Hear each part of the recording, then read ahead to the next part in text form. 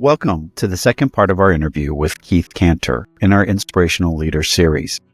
In this part of the interview, Keith talks about his journey utilizing coaching to help him grow as a leader, how his company at First Community Mortgage discovered the red pen culture, and how people in his organization continue to look for opportunities, and he encourages young leaders to find opportunities to find their purpose and passion, and then pursue that within their career.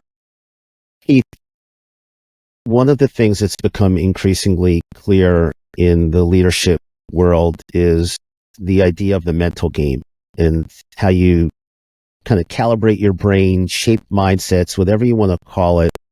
What do you personally do to try to keep that sharpness, build those resilience, whatever it is?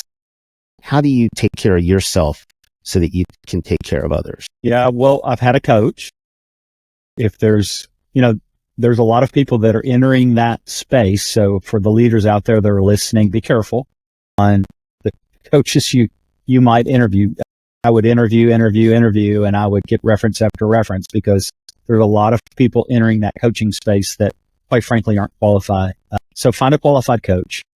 That's one. And on that coaching journey, what really helped me was a lot of self-assessment work, really understanding who I am and how I'm taking information in and why am I processing it a certain way.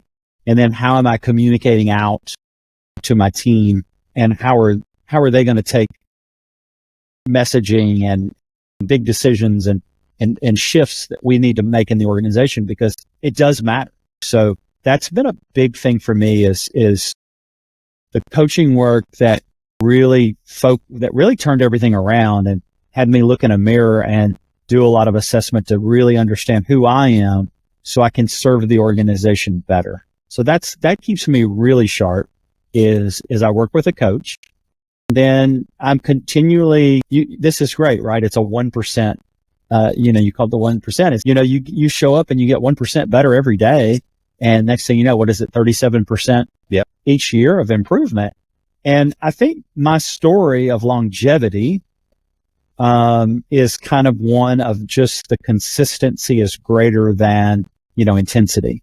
It's like show up every day with a passion just to get a little bit better and, be very vulnerable, be very coachable, be very accountable to your team. And, but would just be accountable and just be enough to say, hey, I made a mistake. Like I blew it here, but I'm not going to do it again. And I'm going to take us in a different direction. That's what people desire. That's what people want. They just want to see you as a person. They want to see you being transparent. They want you to see you being humble and vulnerable. And you have to lead that out in the organization. And I think if you can do that, the more you can do that, you can start to move your team into what we call like a red pen culture and a first team culture. And I can talk about those two things if you'd like, but those have been really transformational in our organization. Yeah, I'll do that for sure. We'd love it. Let's hear it. I didn't mean to get you off track. No, that's great. There's no track. There's no track. Yeah, exactly. You're doing. So it was hard work. When we kind of recalibrated and coming out of COVID, we hired a new president.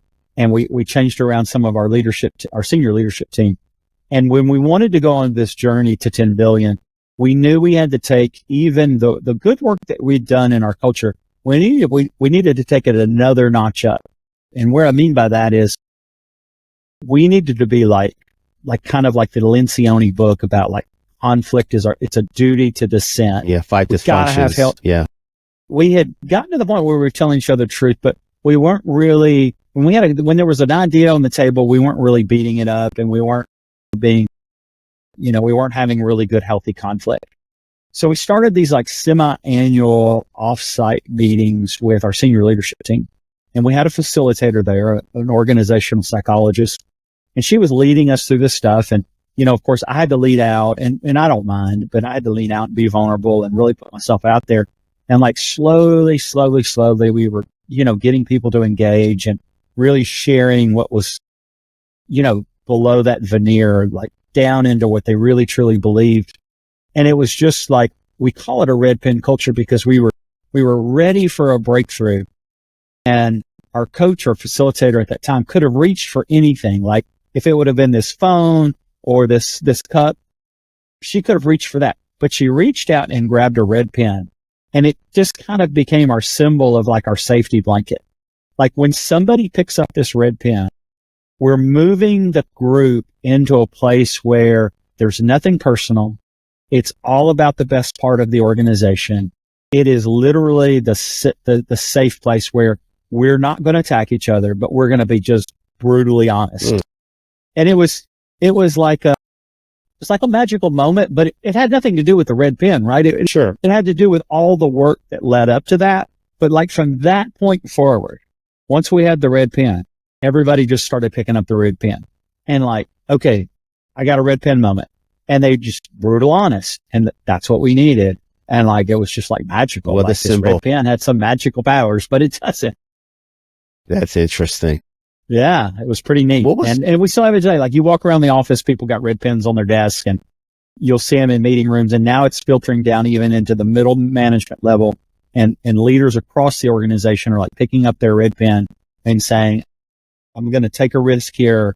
I'm going to be honest and I'm going to share what I feel without any type of, and for those that are listening, there's no retribution. It's not personal. Yeah. It's just, we're getting the best ideas, the diversity of the ideas out on the table so we can come to the best decision to move forward. What I love about this red pen idea is obviously the red pen is just symbolic of we're going to kind of pivot, right? We're going to go into a different gear.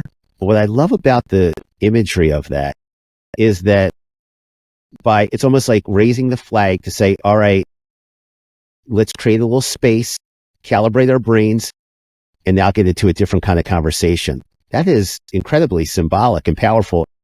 Kind of interesting that it wasn't like a one and done that took place at an offsite, and it didn't just take place for like, a number of days or weeks with a certain number of people. It's actually becoming it's almost like a symbol of your culture right now in terms of how you engage and interact. It really is. It's pretty incredible. Yeah, that really is. Yeah. I have to share this with you because you mentioned Lencioni and you talked about his 5 dysfunctions. I like to call them the 5 functions when you invert them. Just right. Me, the positive guy. But one of my favorite quotes is by Warren Buffett. And I just heard it again the other day when I was talking to someone, and it's about trust. I don't know if you ever heard this. It's like, trust is like the air we breathe. When it's present, nobody really notices, but when it's absent, everyone notices. And everything you've been talking about, even though you didn't use the word trust until just a couple seconds ago when you talked about like people being truthful and brutally honest. I just think that's so important and kind of threaded through so much of what you talked about. In addition to your stride and, your guardrails, what else do you do? And do you expect your leaders to do to engender trust and ensure that trust is a really important part of your culture? Yeah. Trust is built on 2 components, right? Character and competency. Typically people only think about character building trust comes from character, like honest, whatever those positive things that build trust, right? Like they're a really honest person. They have integrity. They do what they say they're going to do. You can always count on them, right? Like I can trust them. Well, that's only one aspect of it. Competency is a big component of trust. Like I think of it, like I always do the analogy of like your favorite football team. Your quarterback can have the greatest character in the world, but when they get between the white lines, there better be some competency or your team's not going to trust that quarterback. If they can't complete a 10-yard pass, like we have a competency problem, right? So it's the same way in business is, you can have all the character in the world and be trusted on that side. But if you make poor decision after poor decision after poor decision, you lose trust just as fast as if you did something immoral or, unethical or whatever that might be. So it's really both. And that's what we have to instill in our leadership across our organization is where do you need to grow? and where are your gaps, right? Like, is it on the competency side? Is it on the character? Is it both? But that's how you build quick trust in an organization is to figure out, where are those areas that you have gaps and where can you improve? So, I don't know that I completely answered your question. You answered it. Yeah. That's really, It's actually a really interesting way of explaining how you look at trust in the organization and your expectations as a CEO from how you expect your other leaders in the organization to advance the culture. So that was a great response. Yeah. And maybe you could just take us a little further down this path, and we're probably going to, outro soon, but you are a very reflective person. And, I think that's one of the reasons, you talked about, coaching being one of the things that you do, but what coaching has forced you to do is reflect. You've probably been, you're probably an introspective individual anyway, but that's been really powerful. What else for someone who's moving into a first-time leadership position or working through that pipeline of, going from one level to the next, and learning new skills, what advice would you give to a new leader in terms of being successful, however you define success? Yeah. Have you guys heard of strategic coach, Dan Sullivan? I don't know if you have, but Dan Sullivan at Strategic Coach teaches a concept called unique abilities. And what unique abilities are those daily activities and things that only you can do and do really well. They bring you energy and they motivate you to get out of bed. And there's the things that you love to do. And so he puts them in like 4 quadrants: unique abilities, excellent, you're excellent, you're excellent, and then competent, and then incompetent. Incompetent doesn't mean you can't do it. Incompetent just means it just brings you like friction and like you hate doing them, this, that, the other. And so what it's just an easy formula, right? You take what you're doing on a daily basis and you put, it might be like you don't like doing it and whatever, you put it in the incompetent. Competent is just, you can do it. It doesn't bring you any energy. It's like firing off emails or whatever. That's kind of in that competent. And then excellence is like what you do really well, but others can do that. It's like 80% of what you can do it. And then unique ability is like truly what only you can do, and you never delegate that. But everything else you start working at moving your career or your role or whatever into that unique ability bucket. So it's a process that could take years, right? It's not just an overnight thing. If I'm working in an organization, I can't just go to my boss and say, "Hey, I'm done. I'm just going to just do these things," right? You can't do that. But you asked about a young leader. What they can quickly do is do assessments and understand what are they really talented at. They bring them a lot of energy that they really enjoy. And then they can start positioning themselves in a way to where they move. Maybe it's into more of a sales facing role, or maybe more of an operational facing role, or more of a compliance facing role, whatever it might be. And they might find out that they want to lead a lot of people or just a few people or nobody at all. And the earlier you can figure out what brings you that juice, the quicker you can start working out of the areas of discomfort into an area where you're waking up and doing the things you love to do. And for me, it was, I wanted to do strategy. I wanted to do vision. I wanted to do culture. And I wanted to build a self-managing company. This was a lot. I mean, I did Strategic Coach probably 10 years ago. And today we have a company of 500 team members, and I have one report. And he's the president of the organization. He runs all the tactical day to day. I don't participate in the senior team leader meetings when we're talking about tactical stuff. I only participate when we're talking about strategy, vision, and culture. Right. Now, that doesn't mean that I'm not working really hard. I'm doing a lot of things in and around the organization, but they're all things that, for whatever reason, I have gifting to do. And that's where I spend my time. Everything else, I try to either delegate, say no to, or maybe even automate if possible. That's great. Marshall Goldsmith kind of refers to that same concept as a one-trick genius. It's the one thing that you do better than anybody else.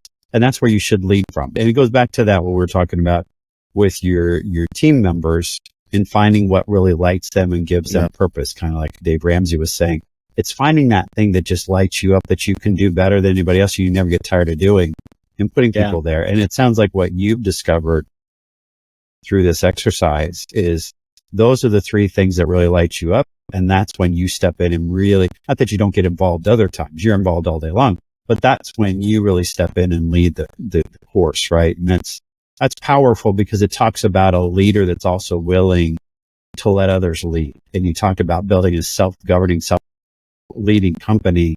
That's powerful. That's how you get from 2 to 3 to 10 billion, is through others. Scale. Yeah. And it's really how you build a company that is succession and is an ongoing company after I leave one day. I thought of another thing, Chad. I read The Working Genius by Lencioni, and it's really the same concept as well. Yeah. That book's readily available to anybody. Just read The Working Genius. And that talks about finding those. And Larry, back to that specific question, is a young leader find out quickly what it is that where you're talented, where you're skilled, what brings you energy and motivation, and just work towards that. It may not be overnight. It may take a while to get there. It's taken me 22 years it's a journey. It's a journey to get where I'm at today. So. And but just to kind of cap that off too, at the end of the day, we all know that there's going to be things that don't light us up the same way. And it could be that 5% of what really does that keeps us going, right? It's that higher octane fuel that keeps the engine going. Yeah. I think the really cool thing is too, what is your passionate things you're doing well today and that are really high level? In 5 years, I'm hoping that I'm even at another level. The things I'm doing today, they're great, but sometimes you'll even move into another level, right? Because the things you're doing today will come routine, and you can train somebody up and get somebody into doing some of those things. So it's always an evolving thing. It should be. Yeah, absolutely. Yeah. Fantastic. And this has been great. And Shad, I'm going to go out on a limb just because since we talked about 1%, just to talk about how people inspire people, the 1% studio, Shad and I talk a lot about around 1% behavior. It actually came from, Shad, I'm going to go here, came from a song that actually hit Shad. Well, we've got two tales to this. Yeah. So the 1%, so I have a leadership coaching business. And so, and Larry has his talent management business. And so, and Larry and I have known each other, probably close to 10 years now. And so I had years ago, my oldest son, I was, as teenagers, they kind of know everything. And one night I was having a conversation with him and he was frustrated in his school. And I said, look, dude, just figure out how to be 1% better when you go to bed tonight, right? Just go to school, do what you need to do. Just come home 1% better. And that kind of became even before Atomic Habits and everything, that kind of became my linchpin of every day, just find 1% to be better at. So Larry and I, fast forward to several years later, Larry and I meet, we're talking, and we could talk literally all day long on this stuff like this. And we start talking about this 1%. And then Larry's son is an artist and he makes music. And then you can go ahead and finish the other half of this. He created a song called Anomaly. And in the song, he says the 1%, the warrior. And I think that was Shad's, okay, wait, I better name the studio the 1%. Yeah, studio. And it has become kind of our theme. It's our theme music. It's everything else. It's about just being that 1% better, just being 1%, more, you dig in, you be authentic, and do what you need to do. To your point, Keith, you've been doing it for 22 years. You're still growing and developing. Yeah. And it's great to hear a leader that's been doing, your industry has had the success that you've had for 22 years to say, hey, you know what? In 5 years, I want to be better even still. Yeah. And that's that power of that 1% and that 37% year over year gain. What a great way to outro. Keith, Shad, this has been great. Keith, you have been just such a pleasure to talk to.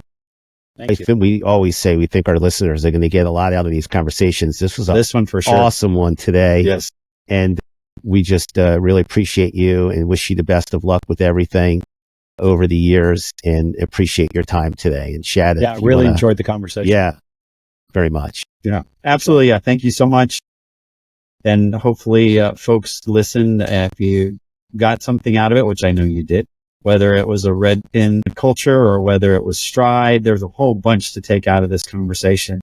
But feel free to share this, move this forward with other people. Leaders empower other leaders. So as you move forward and listen, I encourage you to listen, like, share, and always remember to lean in, leaders.